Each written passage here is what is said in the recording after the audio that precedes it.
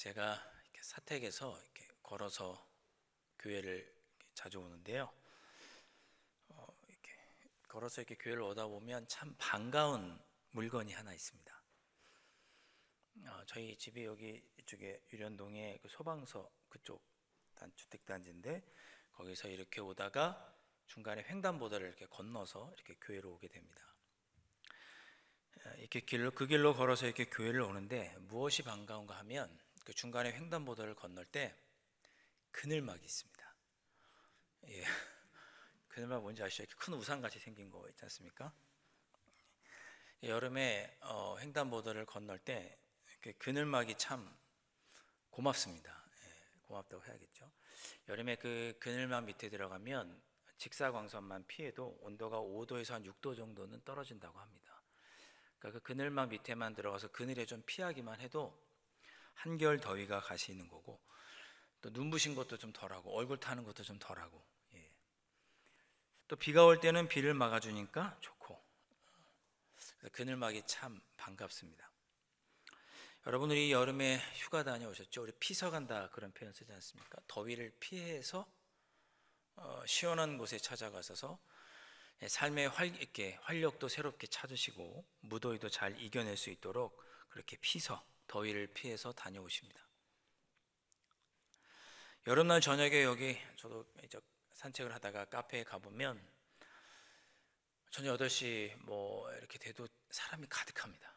더우니까 카페에 와서 차도 마시고 더위도 피하는 거죠. 열대야를 피해서 카페에 모인 사람들이 아주 가득합니다. 오늘 우리가 도피성에 관해서 말씀을 나눌 터인데, 말 그대로 이 도피성은 도망가서 피할 수 있는 성입니다. 도망가서 피할 수 있는 성. 여름의 그늘막에서 무더운 더위와 햇볕을 잠깐 쉬는 것처럼, 피서에 가서 무더위를 잠깐 피하고 삶의 활력을 찾는 것처럼, 이스라엘 백성들이 부지 중에 실수로 사람을 죽게 한 후에 그에 대한 보복으로 생명을 잃어야 하는데, 그렇지 않고 자기의 생명을 보호받고 생명을 잃지 않고 잠시 피할 수 있는 곳, 그곳이 어디냐? 도피성입니다. 자, 도피성에 대해서 좀 더 구체적으로 한번 살펴보도록 하겠습니다. 출애굽기 21장에 보면 이 도피성에 관한 첫 번째 이야기가 나옵니다. 오늘 여호수아 말씀을 읽었지만 여호수아에서에만 도피성에 대한 이야기가 나온 게 아니고, 오세오경이 다 나오지만 가장 처음으로 언급되는 것이 어딘가 하면 출애굽기 21장에 도피성이 언급이 됩니다. 출애굽기 21장 12절과 13절 말씀인데요, 제가 12절 읽고 여러분들이 13절 읽어주시고 이렇게 한번 읽어보겠습니다. 사람을 쳐 죽인 자는 반드시 죽일 것이나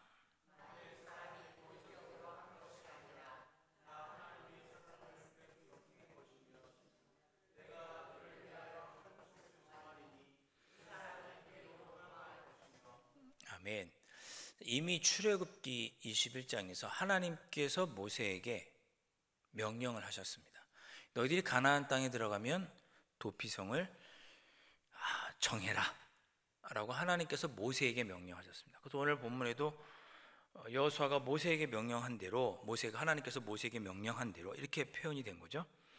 출애굽기 21장을 쭉 보면 하나님께서 어떤 명령을 하시냐면, 너희들이 생명은 생명으로, 눈은 눈으로, 이에는 이로, 손은 손으로, 발로는 발로, 된 데는 된 것으로 갚아라 라고 하나님께서 출애굽기 21장에 이야기를 하십니다.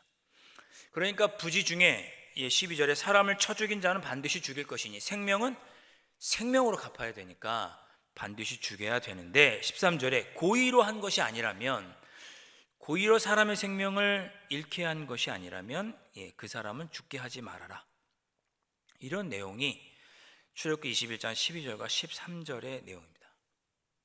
특별히 13절에 보면 사람을 실수로, 사고로 인해서 죽게 한 경우 그 사람을 죽이지 않도록 했는데, 하나님이 어떻게 표현하시냐면, 나 하나님이 사람을 그의 손에 넘긴 것이면, 이렇게 표현합니다.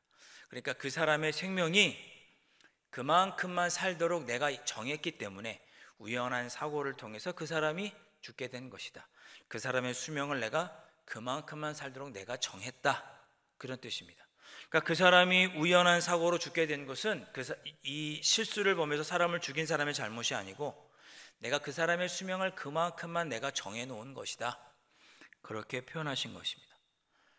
그 사람의 생명을 그만큼만 정해놨는데 우연한 사고를 통해서 내가 그 사람의 생명을 가져간 것이니, 거두어간 것이니 그렇게 부지 중에 사람을 죽인 그 사람을 처벌하지 말아라 라고 하나님께서 말씀하신 겁니다. 은혜로운 말씀이죠. 말을 타고 가다가 갑자기 말이 앞에 있는 무슨 쥐를 보거나 벌레 때문에 놀래가지고 말이 이렇게 놀래서 앞다리를 들고 이렇게 놀랬을 경우에 날뛰다가 마침 옆에 있는 누군가를 앞다리로 뒷다리로 쳐서 사람을 죽이면 그 사고죠. 고의로 한 것이 아니지 않습니까? 방금 읽었던 출애굽기 21장 12절 13절 바로 다음 14절에는 뭐라고 되어 있냐면 만약에 고의로 사람을 죽였으면 그 사람이 제사를 드리고 있는 중에도 끌어내서 반드시 사형시켜라라는 얘기가 출애굽기 21장 14절에 있습니다. 그런데 고의로 죽인 것이 아니면 말이 날뛰어서 갑자기 실수로 사람을 죽인 것이면 그 사람은 죄가 없다. 고의가 아니니 그 사람을 죽이지는 말아라 라고 하나님께서 말씀하시고 실수로 죽인 그 사람의 생명을 구원할 길을 열어놓기 위해서 도피성을 하나님께서 마련해 놓으신 겁니다. 실수로 죽인 사람의 생명이 안타깝게 다시 죽는, 보복당하는 일이 없도록 하기 위해서 마련하신 은혜의 통로가 도피성이다. 그리고 또 그런 경우가 있을 수 있지 않습니까? 이제 어떤 사람이 실수로 누군가를 죽였는데 그 죽은 사람의 자녀가 저 사람이 실수지만 우리 아버지를 죽였으니 나도 저 사람을 죽여야겠다라고 보복할 수도 있잖아요. 그렇게 또다시 보복하고 살인이 그 사회 안에 계속해서 반복적으로 일어나는 것을 막기 위해서, 보복 살인을 막기 위해서 하나님께서 도피성을 허락해 주신 겁니다. 그러니까 도피성은 한 개인의 생명을 구원할 뿐만 아니라 그 사회도 건전하게 유지될 수 있도록 하나님께서 허락해 주신 은혜의 통로가 바로 도피성이다. 그렇게 이해하시면 되겠습니다. 오늘 본문 2절과 3절 말씀에 이스라엘 자손에게 말하여 이르기를 내가 모세를 통하여 너희에게 말한 도피성들을 너희를 위해 정하며, 아까 출애굽기 21장에 이미 하나님께서 모세에게 명령하셨죠. 3절에 부지 중에 실수로 사람을 죽인 자를 그리로 도망하게 하라. 이는 너희를 위해 피해 보복자를 피할 곳이니라. 생명은 생명으로 갚아야 되는데 그런 보복이 또 보복의 악순환이 발생하지 않도록 내가 피할 곳을 마련해 주겠다. 그래서 억울한 보복을 당하지 않도록 마련해 주신 곳이 도피성이다. 그렇게 이해하시면 되겠습니다. 자, 그러면 도피성은 모두 몇 곳일까요? 출애굽기 21장에는 한 곳을 마련해라 그렇게 얘기하셨지만 이어지는 쭉 말씀들을 오늘 본문에도 있는데요. 도피성은 모두 몇 곳을 이스라엘 땅에 두었느냐? 7절과 8절 말씀을 보시면 모두 6곳에 둡니다. 요단 서편의 3곳, 요단 동편 땅의 3곳. 요단 서편 땅은 우리 지난주 2주 전에 살펴본 것처럼 이스라엘 백성들이 가나안 땅에 들어가서 차지했던, 그리고 9개 지파가 나누었던 그 지역이 요단 서쪽편에 있는 땅에 3곳을 마련하고, 요단 동편에도 3곳, 르우벤, 갓, 므낫세, 이 3지파, 2지파 반인 요단 동편에 머물게 되니까 그곳에서도 억울한 일로 죽음을 당하지 않도록 도피성을 마련해 주셨습니다. 총 몇 곳? 6곳. 6곳을 하나님께서 도피성을 지정해 주세요. 이 도피성이 어디가 있는지 제가 인터넷으로 찾아보니까 잘 나온 지도가 있어서 한번 소개해 드리겠습니다. 지도를 보시면 도피성이 어떻게 되어 있는지 잘 보일 수 있는데요. 보시는 표에 별 표시, 노란 별 표시가 되어 있는 곳이 이 6개의 도피성이 있는 지역입니다. 보시면 대충 이렇게 위에서부터 쭉 동편의 3개, 요단강 서편의 3개가 쭉 보이실 거예요. 여러분, 이 지도를 보시면 어떤 생각이 드실까? 참 도피성이 골고루 터져 있구나. 저 위에서부터 아래까지 요단 서편과 동편에 골고루 흩어져 있다는 것을 여러분이 확인하실 수 있을 겁니다. 하나님께서 저 6곳의 도피성을 주셨는데 놀랍게도 저 6곳의 도피성은 이스라엘 지파가 어디서든지 반나절이면 도착할 수 있는 거리에 도피성이 모두 위치해 있습니다. 도피성이 멀면 한 이틀, 3일 이렇게 걸리는 거리에 있으면 그 도피성까지 도피하는 중에 또 살해를 당할 수 있으니까 반나절이면 다 갈 수 있는 거리에 저 6개의 도피성이 놓여 있습니다. 다른 기록에 따르면 이 도피성으로 갈 때 그 도피성으로 향하는 길은 아주 잘 닦여 있었다고 하고, 갈림길에서는 어느 쪽으로 가야 도피성인지 이정표가 분명히 있었다고 하고, 심지어 지름길로 통해서 도피성을 가려고 하면 그 골짜기에는 다리도 놓아서 누구라도 쉽게 도피성에 갈 수 있도록 그렇게 했습니다. 그 도피성은 누구나 찾아올 수 있도록 문이 항상 열려 있었고, 심지어 식량도 넉넉하게 보관되어 있어서 멀리서 찾아온 사람이 도착해서 식사도 하면서 쉴 수 있게 해두었던 것이 어디냐? 바로 도피성입니다. 아주 구체적으로 잘 피할 수 있도록 마련해 주신 것이 도피성. 심지어 무엇보다 놀라운 것은 이스라엘 백성들만 도피성으로 피할 수 있는 것이 아니라 이스라엘 땅에 거하는 이방인들도, 거류민들도 피할 수 있게 해주셨습니다. 9절 말씀 보시면 이는 곧 이스라엘 모든 자손과 그들 중에 거류하는 거류민을 위하여 선정된 성읍들로서 누구든지 부지 중에 살인한 자가 그리로 도망하여 그가 회중 앞에 설 때까지 피해 보복자의 손에 죽지 아니하게 하기 위함이라. 그러니까 이스라엘 민족뿐만 아니라 그 땅을 찾아왔던 나그네와 같은 거류민들이 혹시 실수라도 사람을 죽였을 경우에 그도 죽임을 당하지 않도록, 이스라엘 땅에서 일어났던 사고에 누구도 죽지 않도록 거류민들에게도 허락된 도시가 도피성이었습니다. 그래서 다시 한번 말씀드리지만 도피성은 생명을 구원받을 수 있는, 억울하게 죽지 않고 생명을 구원받을 수 있는 은혜의 도성이 도피성이었다. 자, 이 도피성에 들어가는데 절차가 오늘 본문에도 나옵니다. 들어가려면 그냥 막 들어가는 것이 아니고 절차가 있었습니다. 도피성에 도착을 하면 먼저 도피성에 서서 장로들을 불러야 됩니다. 저 도피성에 들어가고 싶은데 장로님들 좀 나오시죠. 그래서 장로님들에게 소리 지릅니다. 4절 말씀 보면 4절에 이 성읍들 중에 하나에 도피하는 자는 그 성읍에 들어가는 문 어귀에 서서 그 성읍의 장로들의 귀에 자기의 사건을 말할 것이요. 됐죠? 그들은 그를 성읍에 받아들여 한 곳을 주어 자기들 중에 거주하게 하고, 그러니까 서서 먼저 장로님들을 청한 후에, 장로들을 청해서 자기가 어떤 사건을 통해서 어떤 일 때문에 도피하게 되었는지를 다 설명을 합니다. 먼저 들어가기 전에 내가 어떤 사고로 어떻게 사람을 죽게 했는지를 다 설명을 하는 거죠. 제가 마침 이렇게 말을 타고 가는데 갑자기 다른 말이 불쑥 튀어나와서 제 말이 놀라가지고 옆에 있던 사람을 뒷발로 쳤습니다. 그래서 그 사람이 죽었습니다. 그래서 제가 이 성으로 도피합니다. 이렇게 자세하게 자기가 어떤 이유로 오게 되었는지를 설명을 합니다. 그러면 그 설명을 다 듣고 장로들은 그래, 그러면 너는 저쪽에 있는 집에 머물러라, 이렇게 숙소를 내어주는 거죠. 자, 그렇게 다 이야기를 듣고 집을 내어주면서 또 어떤 절차를 밟는가 하면 자기가 어떤 사고로 왔는지를 다 이야기한 후에는 그 다음에는 재판을 받습니다. 재판을 받는데 하나님께서 도피성을 만드시고 피하도록 하셨지만 재판은 받게 하셨습니다. 왜 재판을 받게 하셨는가? 6절 말씀 보시면 그 살인자는 회중 앞에 서서 재판을 받기까지 또는 그 당시 대제사장이 죽기까지 그 성에 거주하다가 그 후에 그 살인자는 그 성 얻고 자기가 도망하여 나온 자기 성읍 자기 집으로 돌아갈지니라 하시니라. 그러니까 들어가서 이 사람이 고의로 한 건지 아니면 정말 사고로 한 건지 그 장로들에게 이야기한 후에 재판을 통해서 그것을 판결받습니다. 아, 이 사람이 실수를 한 것이로구나 라고 판명이 되면 그 성읍에 머물러서 살 수가 있는 거죠. 그런데 아무리 생각해도 이거 일부러 짜고 사고를 일으킨 것 같은데, 고의로 그런 것 같은데 라고 하면 그 사람을 내어줍니다.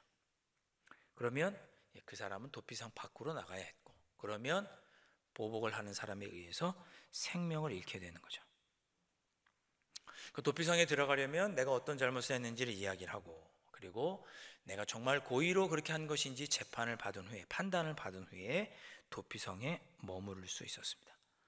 그래서 이와 같은 도피성은 개인의 실수로 생명을 빼앗았을 때 그 사람의 생명도 구원해주는 은혜의 통로였을 뿐만이 아니라, 또 그 죽은 자를 계속해서 보복살인이 그 사회 안에서 발생하지 않도록 하는 사회를 지키는 하나님의 은혜의 통로가 도피성이었다. 이렇게 하나님께서 도피성을 오늘 6곳을 지정해 주십니다. 자, 그러면 이제 한번 생각을 해보도록 하겠습니다. 여러분이 만약에 도피성에 피신한, 부지 중에 실수로 사람을 생명을 잃게 하고 도피성으로 피하신 당사자라고 생각을 하고 한번 상상을 해보시죠. 여러분이 도피성에 피했습니다. 생명을 건졌습니다. 그런데 밖으로 나갈 수는 없잖아요. 나가면 죽으니까. 도피성 안에만 머물러야 되거든요. 도피성 안에만 평생 머물러 있으면 갑갑하지 않을까요? 갑갑하지 않을까요? 도피성 안에만 머물러야 된다는 얘기는 가족을 보러 갈 수 없다는 뜻입니다. 제가 아까 지도도 잠깐 보여드렸죠. 이스라엘 가나안 땅 전역에 흩어져 있던 사람들이 도피성으로 피난을 할 텐데, 자기 가족을 만나러 가다 걸리면 죽으니까 가족을 만나러 갈 수가 없는 거죠. 고향 땅에 가볼 수도 없고, 고향의 소식도 들을 수 없고, 가족들도 만날 수 없고, 집안에 무슨 일이 있는지 소식도 들을 수 없고, 내 생명은 구원받았는지 모르지만 도피성 안에서 아주 갑갑하게 마치 가택연금을 당한 것처럼 도피성 안에만 머물러 있어야 했습니다. 가족이 보고 싶어도 고향으로 갈 수 없고, 고향의 소식을, 고향에 어떤 일이 일어나서 도와주러 갈 수도 없고, 그저 내 생명만 구원받은 상태로 머물러 있어야 하는 것이 도피성이었습니다. 제가 옛날에 영화를 하나 봤는데, 영화 제목이 국제시장이라는 영화였어요. 혹시 보신 분 계십니까? 예, 저는 그 시장도 가보진 않았습니다. 국제시장 부산에 있다고 하는데 저는 가보진 못했는데, 이 영화를 보면 그 영화의 한 장면 중에 주인공이 독일의 광부로 가는 장면이 있습니다. 우리 파독 광부라고 부르죠. 독일로 파견된 광부입니다. 1960년, 70년대 우리나라가 참 어려우니까 외화도 벌어야 되고 하니 그 신청을 받아서 독일의 광부로 간 거죠. 그 영화를 보면 이 주인공이 독일의 광부로 파견이 돼서 마침 독일의 간호사로 왔던 파독 간호사를 만나서 이제 결혼하게 되는 이제 그런 영화의 내용이 있습니다.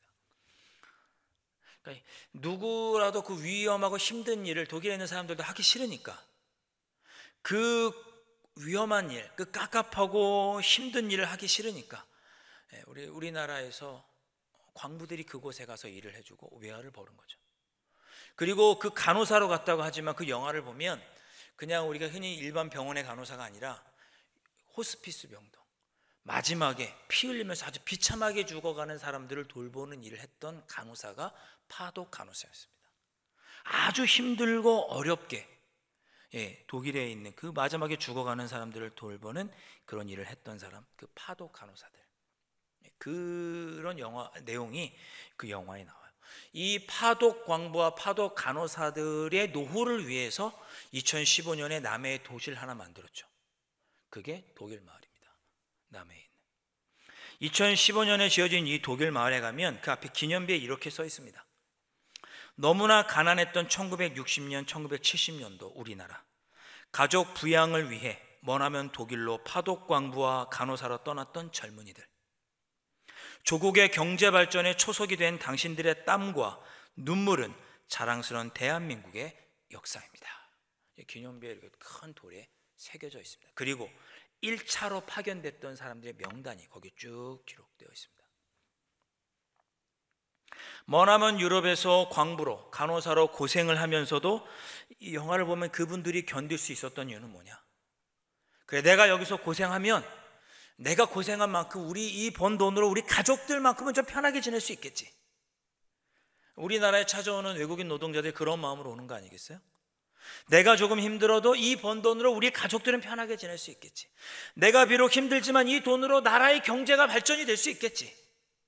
그런 마음으로 머나먼 유럽 땅, 독일 땅에 가서 고생한 거죠.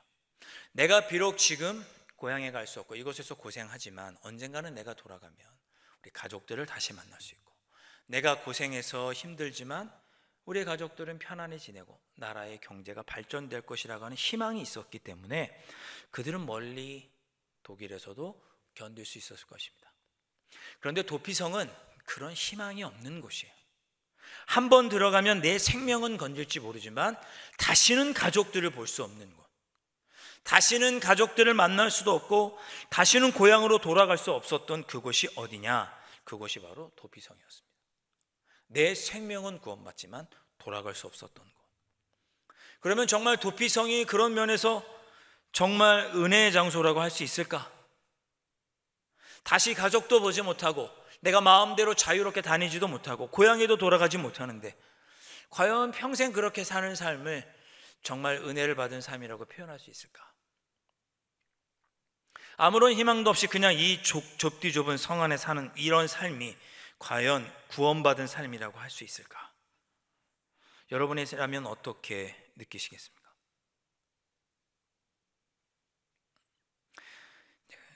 그런데 놀랍게도 방금 읽어드렸던 6절 말씀 보시면 다시 집에 돌아갈 수 있는 한 가지 방법이 제시됩니다.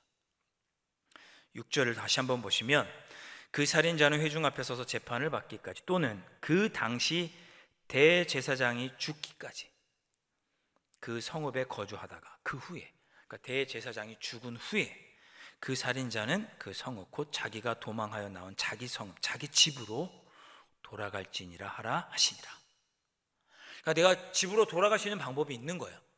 어떻게 하면 되느냐? 대제사장이 죽으면 그때는 집으로 돌아갈 수 있는 거예요.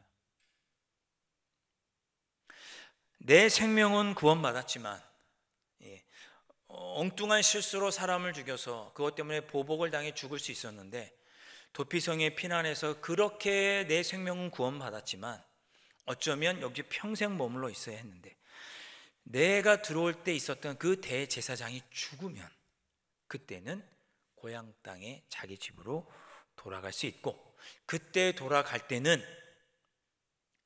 밖에 있는 사람들이 보복살인을 해서는 안 되는 것입니다. 그러니까 생명을 온전히 구원받고 자기의 집으로 돌아가 살 수 있는, 그것이 어떤 기회냐? 대제사장이 죽었을 때. 대제사장이 죽었을 때. 말이 좀 이상한데 누군가의 죽음이 나에게는 희망이 되는 거죠. 이제 이 도피성에 들어간 사람은 뭐만 바라겠어요? 대제사장이 죽기만 바라는 거죠. 아, 대제사장만 죽으면 내가 고향으로 돌아갈 수 있다.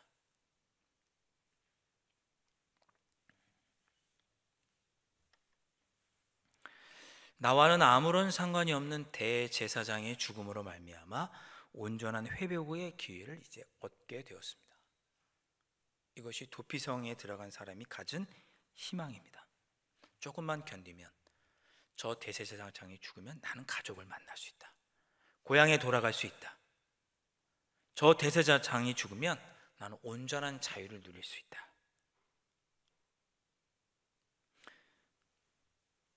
하나님은 도피성을 마련해 주시고 그곳에서 인간의 이 생명만 구원해 주신 것이 아니라 생명도 구원해 주시고 그 안에 머무는 동안 대제사장이 죽으면 다시 자기의 삶의 자리로 돌아갈 수 있도록 사회적인 삶, 정서적인 삶도 온전히 회복시켜 주시는 곳이 어디였냐?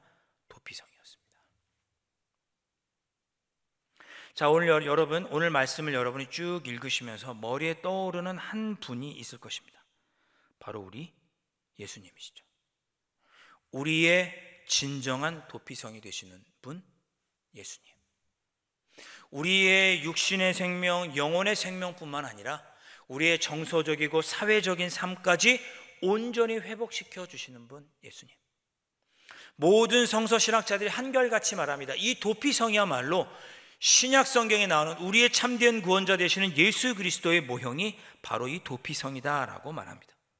죄로 인하여 죽을 수밖에 없던 우리들을 구원해 주셔서 온전하고 완전한 생명을 우리에게 허락해 주시고, 새로운 생명, 새로운 삶을 살아갈 수 있도록 우리에게 허락해 주신 진정한 도피성이신 예수님, 진정한 은혜의 통로가 되어주신 예수님,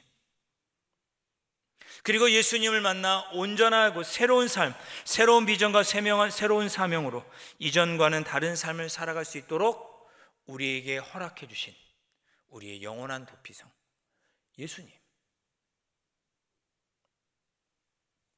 예수님이야말로 우리의 진정한 도피성이 되시는 분이심을 우리가 고백합니다. 사랑하는 성도 여러분, 여러분의 삶 속에 우리 주님께서 나의 참된 피난처가 되시고 내 유일한 희망이 되신다는 것을 고백하시는 여러분들이 되실 수 있기를 다시 한번 주님의 이름으로 축원드립니다. 주님, 제가 어디로 피할 곳도 보이지 않고 하늘이 무너지는 것 같고 앞뒤가 막혀서 길도 보이지 않고 좌로나 우로나 돌아봐도 아무것도 보이지 않을 때 내가 피할 유일한 곳은 우리 예수님 뿐입니다. 나의 영혼을 구원시키시고 나의 생명을 살리시고 내 삶을 온전하게 회복시켜 주시는 유일한 분은 예수님이십니다. 이렇게 고백하고 주님께 필요할 수 있는 여러분들이 되실 수 있기를 주님의 이름으로 축원합니다. 최흥종 목사님이라고 계십니다. 혹시 아십니까? 들어보셨을지 모르겠습니다. 이미 돌아가셨습니다. 최흥종 목사님, 1900년에 1890년, 1900년 이 어간에 전라남도 광주에서 가장 유명한 깡패였던 분, 최흥준 목사님. 이분이 전라남도 광주에서 아주 유명한 깡패였는데, 이분이 광주 양림동에서 선교사들이 이렇게 와서 집을 지으면 찾아가서 집 담벼락을 허물고 선교사님이 살지 못하도록 횡패를 부리던 깡패가 이 최흥종 목사님이었습니다. 예수님 만나기 전에. 그런데 이 최흥종 목사님이 한 사람에게 전도를 받아서 1904년에 세례를 받고 예수님을 믿게 됩니다. 근데 그 이후, 세례받은 이후 윌슨 선교사, 그 전라남도 지역에서 사역하시던 윌슨 선교사님과 포사이드 선교사님을 만나서 이제 그의 삶이 이제 변화되기 시작을 합니다. 이 깡패였던 이 최흥종 목사님, 나중에는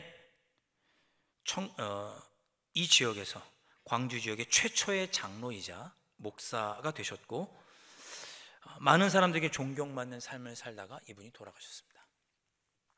이 최흥종 목사님이 평생 어떤 일을 하셨냐 하면, 한센병 아시죠? 우리 옛날 나병이라고 불렀던 한센병, 한센병 퇴치에 앞장서셨고 빈민규제에 앞장서셨고 독립운동과 사회사업에 이분이 평생을 함께 하셨습니다.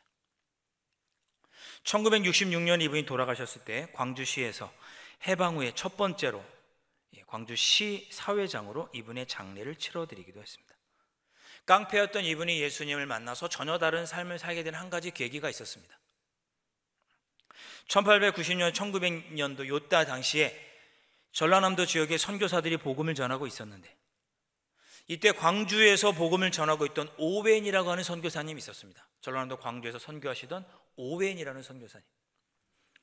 근데 이 오웬이라는 선교사님이 위독하다라는 소식을 목포 지역에서 선교하고 있던 포사이드 선교사님이 전보를 통해 듣고 이 오웬 선교사님을 만나기 위해서 광주로 갑니다. 목포에서 이제 광주로 간 거죠. 근데 급히 이 오웬 선교사님을 만나기 위해서 광주로 가는 중에 마침 이 최흥종, 그때 당시에는 목사님이 아니죠, 최흥종 청년을 만나게 됩니다. 길을 좀 안내해 달라고 부탁을 하고 앞서서 가고 있는데, 이 포사이드 선교사님이 최흥종 이 청년의 안내를 따라서 광주로 올라가는 중에 나주 인근의 남평이라는 곳을 지날 때 저쪽에 보니까 한 거적대기를 쓴 여자분이 벌벌 추위에 떨고 있는 것을 보게 됩니다. 가까이 가서 보았더니 그 여성은 한센병, 나병에 걸린 환자였습니다. 이 여인을 도와줘야 했기에 이 선교사님이 자기가 타고 있던 말에서 내려서 그 여인을 말에 태우고 걸어서 광주로 돌아가게 됩니다. 광주에 왔더니 이미 오웬 선교사님은 벌써 돌아가셨고, 어쩔 수 없이 이 여인은 광주 제중병원에 입원을 시키러 병원에 갔습니다. 병원에 입원을 시켰더니 다른 환자들이 그 나병 환자는 우리 받을 수 없다고, 그래서 그 여인을 그 병원에서 나와서 그 병원을 지을 때 벽돌을 만들었던 가마터, 좀 따뜻하니까 가마터에다가 그 여인을 눕혔습니다. 얼마 있다가 이 여인도 그 가마터에서 죽게 됩니다. 오웬 선교사도 죽었고 한센병에 걸렸던 여인도 죽었지만 이 장면을 목격했던 이 최용정 목사님, 그때 청년이죠. 그분은 삶이 변화되게 됩니다. 내가 비록 깡패로 살았지만 예수님을 만나서 어떻게 살아야 할까 고민하다가 내가 이 한센병자를 돕고 거린들을 돕는 삶을 살아야겠구나라고 그때 이분이 마음에 깨닫게 된 거예요. 아무도 돌보지 않는 사람, 심지어 같은 병자들마저도 멀리하는 이 한센병, 이 사람들이 어디에 갈 수 있을까? 이 사람들을 돕는 삶을 살아야겠다라고 생각을 한 거죠. 그래서 그가 유산으로 물려받았던 땅 1000평을 기증해서 한센병 환자들을 치료하는 그 시설을 짓는데 전액을 다 기여했고, 윌슨 선교사님을 도와서 한센병 환자들을 돌보는 삶을 시작했습니다. 그리고 길거리와 하천을 다니면서 거지들을 데리고 오고 솥을 걸고 쓰러진 사람들을 일으키고 먹일 것을 주고 병자들을 치료하면서 그렇게 살기 시작했습니다. 3.1 만세 운동에 참여해서 징역을 살기도 했지만 평생도록 한센병자들과 거린들을 돌보았고 독립운동에 헌신하며 살았습니다. 1966년 그가 죽었을 때 광주시에서는 그분의 삶을 기리며 처음으로 사회장으로 장례를 치렀고, 놀랍게도 수백 명의 한센인들과 거린들이 이분의 장례식에 참여해서 이분을 아버지라고 부르며 오열했습니다. 이 최용정 목사님을 기념한 기념관이 전라도남도 광주에 있습니다. 사랑하는 성도 여러분, 우리는 예수 그리스도께서 우리의 도피성이 되어주셔서 우리는 예수님께 피해서 우리의 영혼의 구원도 얻고 우리의 삶의 새로운 활력도 얻었습니다. 최용정 선교사님, 목사님도 그렇게 살 수 있었죠. 그러나 그분은 한 걸음 더 나아가서 내가 우리의 도피성이신 예수님께 피해 그렇게 은혜를 입었던 것처럼 나도 많은 사람들이 손가락질하고 버리는 그 한센병자들의 도피성이 되어 주어야겠다라고 생각을 하고, 그분은 자신의 삶의 전부를 들여 거린들과 한센병자들의 도피성이 되어주는 삶을 사셨습니다. 예수님을 만나서 구원의 은혜를 누렸던 그 목사님, 그의 삶은 깡패에서 그리스도인으로, 장로로, 목사로 새로운 삶을 살게 되었고, 이 땅에 주님의 사랑을 나누며 이제 다른 사람에게 은혜의 피난처가 되어주는 그런 삶을 평생 사셨습니다. 우리 모두가 주님께 은혜를 받기를 원하고 주님에게 은혜를 누렸다면, 우리가 늘 오늘도 도피성이 되어주시는 주님께 피하여 주님께서 주시는 위로와 용기와 세임을 얻고 살아간다면, 우리가 거기서 한 걸음 더 나아가 우리도 누군가에게 도피성이 되어주는 그러한 삶을 살아야 할 것입니다. 그것이 주님께서 우리에게 오늘 도피성의 말씀을 주시고 도피성의 삶을, 그 정신을 이어받아 살아가라고 우리에게 들려주시는 주님의 음성인 줄 믿습니다. 힘들고 어려울 때 우리에게 유일한 가장 완전한 피난처가 되시는 우리 주님께 피하시고 거기서 은혜를 입으시고, 그리고 은혜를 입었다면 우리도 누군가에게 우리가 할 수 있는 만큼 도피성이 되어주셔서 그 지치고 힘든 사람에게 하늘의 위로를 흘려보내 주시고, 여러분들을 통해 그 누군가가 주님의 은혜를 깨닫고 그도 회복되는 은혜를 누리는 그런 축복의 통로의 삶을 살아가는 여러분들이 되실 수 있기를 주님의 이름으로 축복합니다. 함께 우리 찬양하시겠습니다.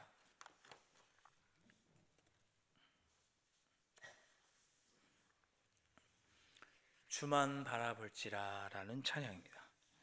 하나님께서 우리에게 평안을 주시고 우리의 삶을 회복시켜 주시는 유일한 분이시라는 것을 고백하는 찬양입니다. 저는 이 찬양 함께 하시면서 주님, 제가 힘들고 어려울 때 주님만 바라보고 주님께 피하겠습니다. 그리고 나도 누군가에게 피난처가 되어주는, 도피처가 되어주는 그러한 삶을 살겠습니다 결단해 보시는 여러분들이 되실 수 있기를 바랍니다. 함께 찬양하겠습니다.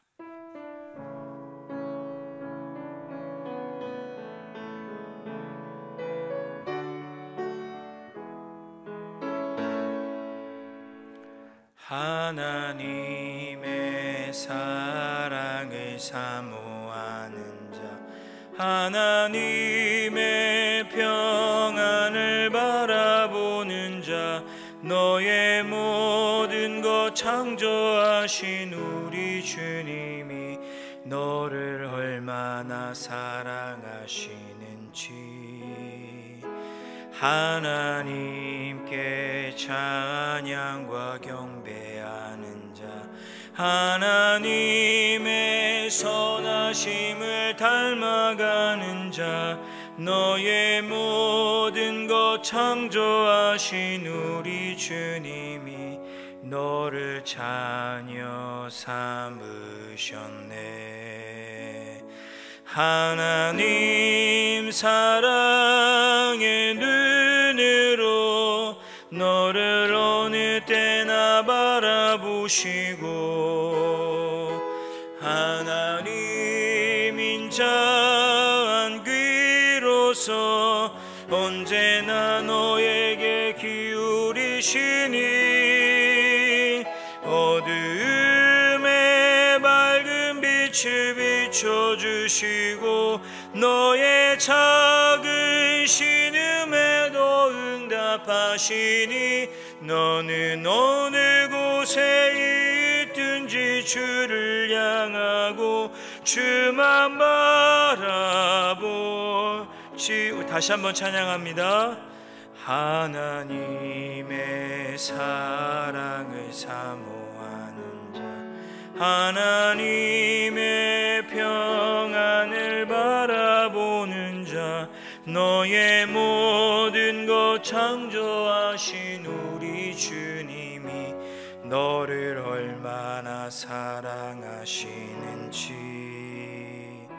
하나님께 찬양과 경배하는 자, 하나님의 선하심을 닮아가는 자, 너의 모든 것 창조하신 우리 주님이 너를 자녀 삼으셨네.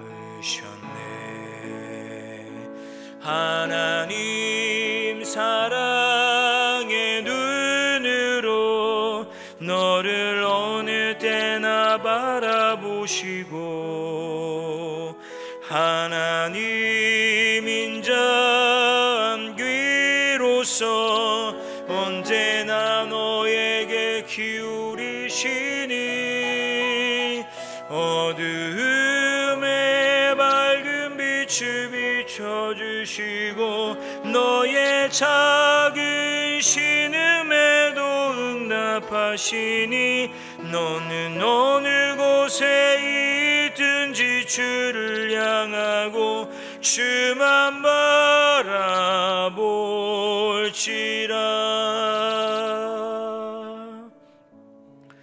우리 하나님께 기도하시겠습니다.